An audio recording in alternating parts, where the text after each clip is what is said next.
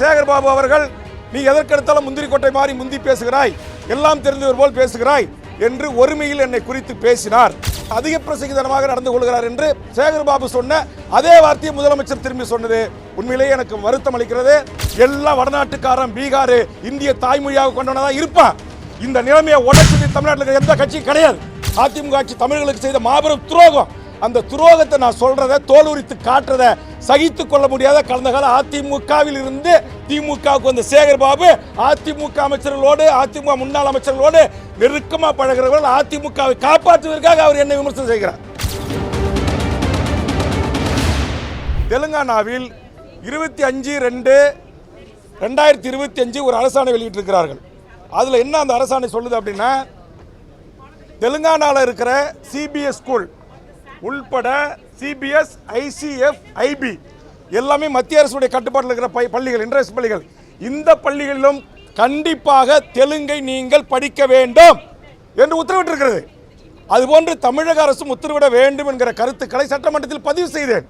நான் என்ன சொல்ல வருகிறேன் என்பதை புரிந்து கொள்ளாமலேயே அதிமுக உறுப்பினர்களும் எழுந்து கத்துகிறார்கள். அங்கே அமைச்சரவையில் இருக்கிற சேகர் பாபு போன்ற அமைச்சர்களும் எழுந்து கத்துகிறார்கள். நான் பேசுவதற்கு வாய்ப்பு கேட்டு போராடி கொண்டிருக்கிறேன். வாய்ப்பு மறுக்கப்பட்டது.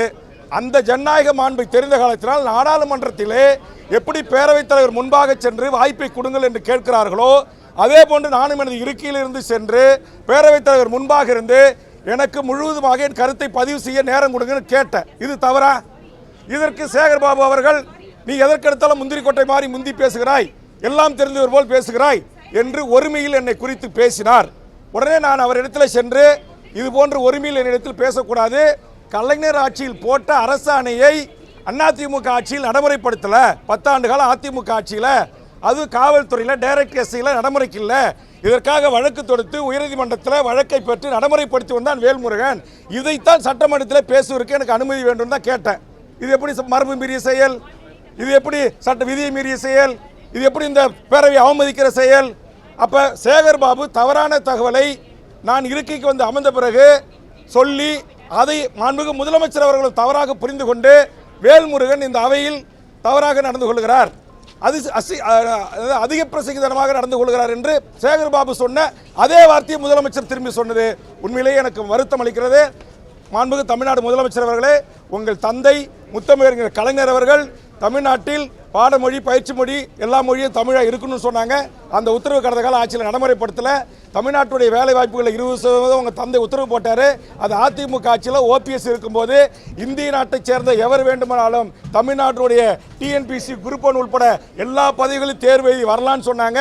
அதற்காக போராட்டம் நடத்தி, முற்றுகை போராட்டம் நடத்தி தொடர்ந்து நான் வலியுறுத்தினேன். அதிமுக ஆட்சியில் கண்டுகளை நீங்களாச்சு சட்டத்தை திருத்துங்கன்னு சொல்லி நான் தான் சட்ட திருத்தத்துக்கு முன்மொழிந்தேன். அந்த அடிப்படையில் தான் கடந்த கூட்டத்தொடரில் அண்ணன் பழனிவேல் பிடிஆர் அமைச்சராக இருக்கின்ற போது தமிழ் வழியில் படித்தவர்களுக்கு 40% மதிப்பெண் எடுக்கணும், அல்லது இந்திய நாட்டை சேர்ந்த எவர் வேண்டுமானாலும் தேர்வு எழுதலாம், எவன் வேணுமானாலும் உள்ள வரலான்ற நிலை இருக்கு, அது கூடாது.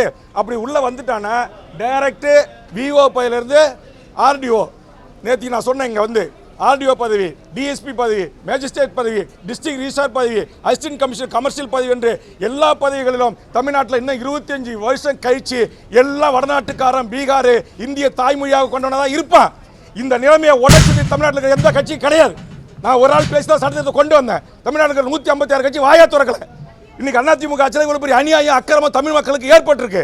நான் கேட்கிறேன், என்னுடைய நாட்டுக்கு கோட்டாட்சியராக எப்படி இந்திக்காரனை ஏற்றுக்க முடியும்? தாசில்தாராக எப்படி ஏற்றுக்க முடியும்? அதில் சொல்றாங்க அரசாணையில் அதிமுக ஆட்சி தமிழர்களுக்கு செய்த மாபெரும் துரோகம்.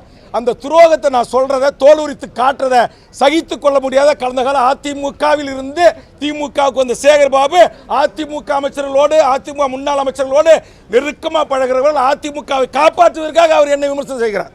நான் பகிரங்கமாக குற்றம் சாட்டுறேன்.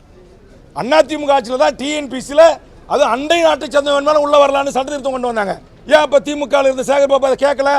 நான் கேட்டேன், நான் கண்டுபிடிச்சேன், நான் கொண்டு வந்து முதலமைச்சர்கிட்ட சொல்லி சட்ட திருத்தம் கொண்டு வந்து இன்னைக்கு தமிழ்நாட்டை சேர்ந்த தமிழர்கள் தாய்மொழியில் பேச, எழுத, படிக்க தெரிஞ்ச தேர்வு வச்சா 40 மதிப்பெண் பெற்றாதான் வேலைக்கு போக முடியும் நிலையை நான் உருவாக்கினேன். இது என் தாய்மொழி தமிழுக்கு நான் செய்த தொண்டு. தமிழுக்கு ஒரு கேடு என்று சொன்னால் என் உயிரை தியாகம் செய்வேன் என்றுதான் பேரவைத் தலைவர் முன்பாக நின்று நான் கோஷமிட்டேன். இது தவறா? என் தாய்மொழியை அழிக்க நினைக்கிற என் தாய்மொழியை இன்றைக்கு பயிற்று மொழியாக, பாடமொழியாக, தொடர்பு மொழியாக, அலுவல் மொழியாக இல்லாமல் இங்கே எல்லாத்துலேயும் ஆங்கிலம், எல்லாத்துலேயும் ஹிந்தி போயிட்டு இருக்கு.